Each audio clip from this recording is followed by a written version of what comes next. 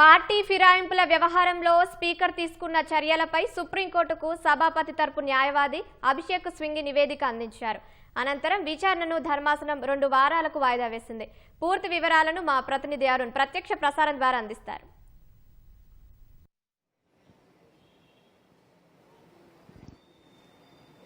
Thank you.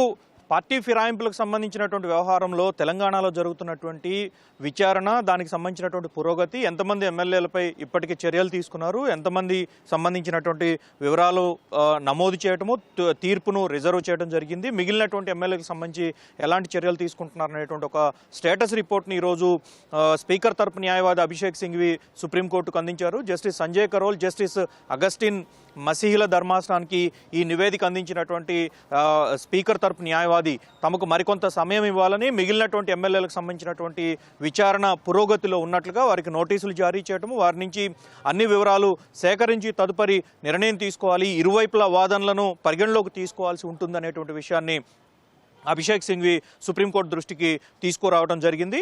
7 ఎమ్మెల్యేలకు సంబంధించినటువంటి వ్యవహారం పైన ఇప్పటికీ తీర్పు వెలువరించామని, ఒక ఎమ్మెల్యేకి సంబంధించినటువంటి తీర్పు రిజర్వ్ చేసినట్లుగా సుప్రీంకోర్టుకు అభిషేక్ సింఘ్వి నివేదించారు. అయితే మిగిలినటువంటి ఎమ్మెల్యేలకు సంబంధించిన వ్యవహారంలో ఇప్పటి వరకు తాము అన్ని చర్యలు తీసుకుంటున్నామని, వారికి నోటీసులు జారీ చేయటము, వారి నుంచి స్పందన ఇచ్చారని, వాటిపై వారు ఇచ్చినటువంటి స్పందనపై ఉన్నటువంటి అనుమానాలు నివృత్తి చేయటం కోసం మరొకసారి నోటీసులు జారీ చేసినట్టుగా అభిషేక్ సింఘ్వి వివరించడం జరిగింది.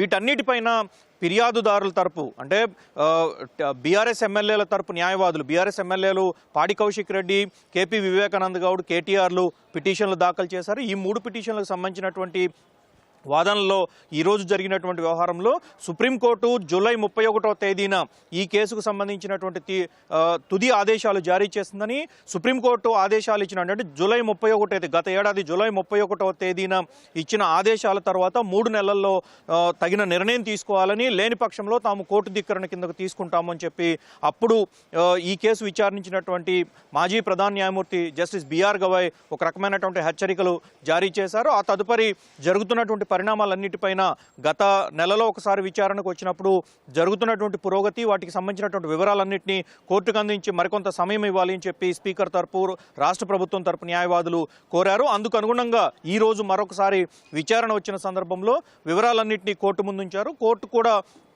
ఇందుకు సంబంధించినటువంటి అంశాలన్నింటినీ పరిశీలించిన తర్వాత దీంతో పాటుగా రాష్ట్ర ప్రభుత్వం తరపు న్యాయవాది కూడా తన వాదనలు, రాష్ట్ర ప్రభుత్వం తరపున వచ్చినటువంటి ముకుల్ రోహత్కి కూడా స్పీకరు తన పరిధిలో అన్ని చర్యలను చట్టపరంగా తీసుకోవాల్సినటువంటి చర్యలు, మార్గదర్శకాలకు అనుగుణంగా తీసుకోవాల్సినటువంటి అన్ని నిర్ణయాలు తీసుకుంటున్నారని, ఇప్పటి వరకు ఉన్నటువంటి నివేదిక కోర్టు ముందు ఉంది కాబట్టి మిగిలినటువంటి వారిపైన నిర్ణయం తీసుకోవడానికి కనీసం 4 వారాల సమయం ఇవ్వాలని, మొన్నటి వరకు అసెంబ్లీ జరిగిందని, అసెంబ్లీకి కొత్తగా ఇప్పుడు కొత్త సెక్రటరీ జనరల్ వచ్చారు కాబట్టి ఇలాంటి పరిణామాల నేపథ్యంలో కొంత ఆలస్యం అవుతుంది తప్ప దీంట్లో ఎలాంటి కావాలని లేకపోతే ఇంటెన్షనల్గా చేస్తున్నటువంటి ఆలస్యం ఎక్కడా లేదు అని చెప్పి ముకుల్ రోహత్కి కోర్టుకు నివేదించారు. అందరి వాదనలు పరిగణలోకి తీసుకున్న తర్వాత కోర్టు కూడా ఈ నిర్ణయం తీసుకోవడానికి ఆలస్యం చేయడం పట్ల ఒకంత అసహనమే వ్యక్తం చేసింది. అయితే సమయానుకూలంగా నిర్ణయం తీసుకుంటున్నటువంటి పరిస్థితి, కోర్టు ఇచ్చినటువంటి ఆదేశాలను తాము పూర్తి స్థాయిలో అమలు చేస్తున్నామని, అయితే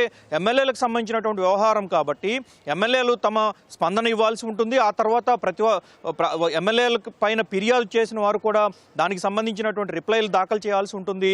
దానిపైన స్పీకరు చట్టపరంగా ఉన్నటువంటి, శాసనపరంగా ఉన్నటువంటి అన్ని అంశాలను, మార్గదర్శకాలను పరిగణలోకి తీసుకొని పరిశీలించిన తర్వాత దీనికి సంబంధించిన నిర్ణయం వెలువరించాల్సి ఉంటుందన్నటువంటి నేపథ్యంలో కొంత ఆలస్యం అవుతుంది తప్ప సుప్రీంకోర్టు ఇచ్చినటువంటి ఆదేశాలను అమలు చేస్తున్నట్లుగానే న్యాయవాదులు కోర్టు దృష్టికి తీసుకురావడం జరిగింది. అన్ని అంశాలను, అందరి వాదనలు పరిగణలోకి తీసుకున్నటువంటి సుప్రీంకోర్టు స్పీకర్కు మిగిలినటువంటి ఎమ్మెల్యేలపైన తగిన నిర్ణయం తీసుకోవడానికి, అందరి వాదనలు విని అన్ని అంశాలను పరిగణలోకి తీసుకొని తగిన నిర్ణయం తీసుకోవడానికి మరొక 4 వారాలు గడువిస్తున్నట్లుగా జస్టిస్ సంజయ్ కరోల్ ధర్మాసనం ప్రకటించింది. అయితే తాము ఈ కేసుకు సంబంధించినటువంటి పురోగతి తమకు తెలియాలి కాబట్టి ఈ విచారణను మరో 2 వారాల తర్వాత చేపడతామని, 2 వారాల తర్వాత సుప్రీంకోర్టుకు వచ్చేటువంటి నివేదిక ఆధారంగా స్టేటస్ రిపోర్ట్ ఆధారంగా తదుపరి నిర్ణయం తీసుకుంటామని చెప్పి జస్టిస్ సంజయ్ కరోల్ ధర్మాసనం స్పష్టం చేసింది. స్పీకర్కు 4 వారాలు గడువిస్తూ మరోసారి